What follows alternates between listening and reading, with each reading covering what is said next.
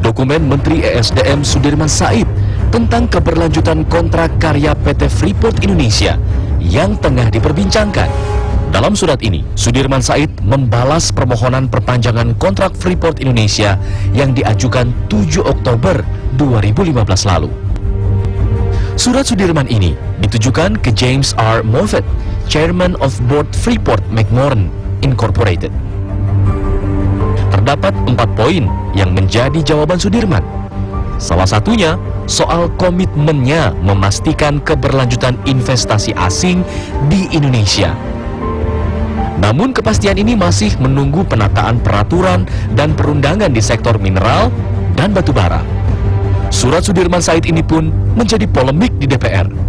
Sudirman dinilai menyalahi aturan karena membicarakan kontrak karya Freeport sebelum kontrak berakhir pada 2021 mendatang. Kenapa sekarang ada negosiasi individual dan tidak boleh lagi menurut undang-undang ada negosiasi setelah tahun 2010 karena negosiasi terhadap perpanjangan itu hanya 2009-2010, 1 tahun setelah diundangkan. Jadi tidak boleh ada negosiasi lagi setelah itu.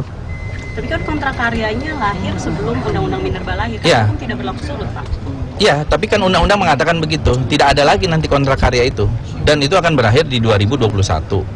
Pembahasan atau pengusulan terhadap perpanjangan itu sesuai dengan izin itu baru bisa 2019. Mahkamah Kehormatan Dewan atau MKD menyatakan telah menerima dan mendengar bukti rekaman percakapan dugaan pencatutan nama Presiden dan Wakil Presiden dalam perpanjangan kontrak Freeport. MKD juga akan bekerja sama dengan Mabes Polri untuk mengecek keaslian suara dalam rekaman tersebut. Pagi tadi, Mahkamah Kehormatan Dewan menggelar rapat internal membahas bukti rekaman percakapan dugaan pencatutan nama Presiden.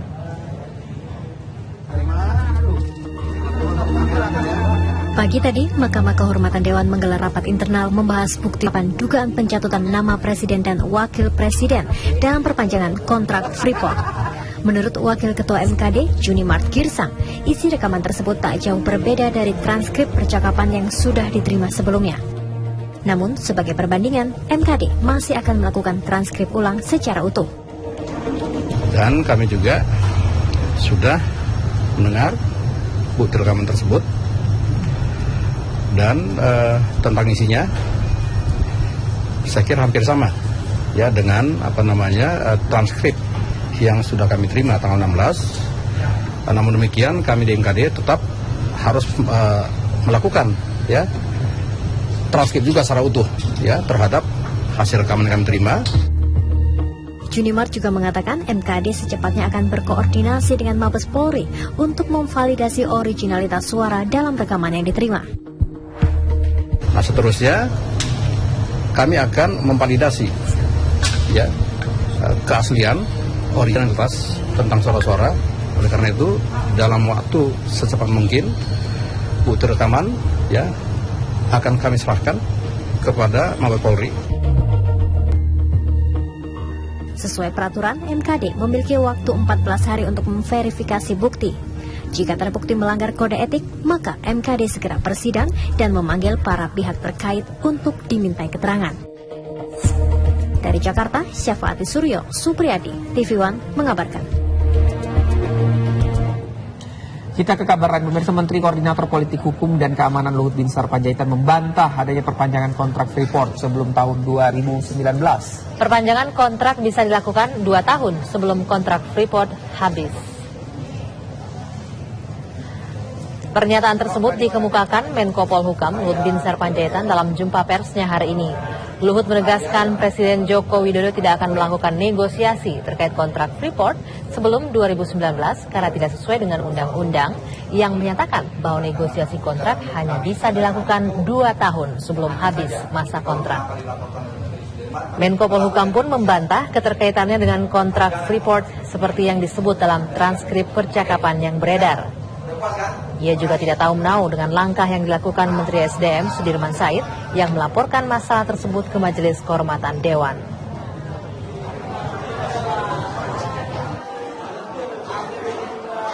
Pemerintah jelas, karena sikap Presiden jelas, Presiden menyampaikan ke saya kemarin, Presiden tetap tidak akan pernah saya ulangi, Presiden tidak akan pernah memperpanjang Freeport sebelum tahun 2019.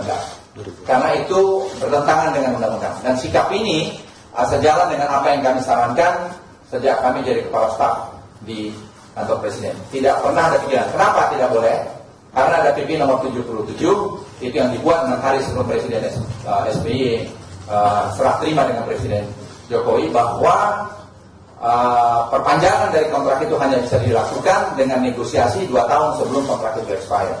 Dan itu hal yang menjadi sangat esensial. Dan kami jelaskan pada Presiden alasan-alasannya waktu itu, sehingga Presiden juga paham bahwa tidak mungkin itu diperpanjang. Desakan-desakan untuk memperpanjang itu dari sana sini memang kami rasakan. Saya disebut-sebut di dalam tim itu, saya tidak pernah terlibat di dalam urusan-urusan macam itu. Saya sudah selesai dengan diri saya hanya melakukan tugas saya sebagai Menko Polhukam untuk memberikan yang terbaik buat negeri ini. Jadi saya sama sekali tidak punya kepentingan, karena saya punya sangat rasional juga melihat itu tidak mungkin dilakukan, dan saya ulangi, saya tidak setuju itu dilakukan negosiasi atau memberikan saham pada siapapun sebelum kontrak itu expire 2 tahun. Ya, itu tadi cuplikan pernyataan Menko Polhukam Luhut Binsar Panjaitan. Nanti kami akan menghadirkan pernyataan selengkapnya jumpa pers yang berlangsung hari ini ya, terkait dengan kasus kontrak Freeport ini. Ya, sementara di tengah proses negosiasi yang berlarut-larut, PT Freeport Indonesia ternyata sudah tidak membagikan dividen ke pemerintah sejak tahun 2012 lalu. Dirjen Minerba Kementerian SDM Bambang Gatot mengatakan hingga saat ini Freeport belum membagikan dividen kepada pemerintah. Saat ini pemerintah tercatat memiliki 9,36% saham di Freeport Indonesia. Dengan kepemilikan yang sangat kecil ini, pemerintah memang tidak bisa menentukan kebijakan pembagian dividen di PT Freeport Indonesia. Padahal tahun ini pemerintah berharap PT Freeport Indonesia bisa membagi dividen senilai 1,5 triliun rupiah. Namun seiring rencana investasi tambang bawah tanah sejak 2012 lalu, Freeport berhenti membagi dividen ke seluruh pemegang sahamnya.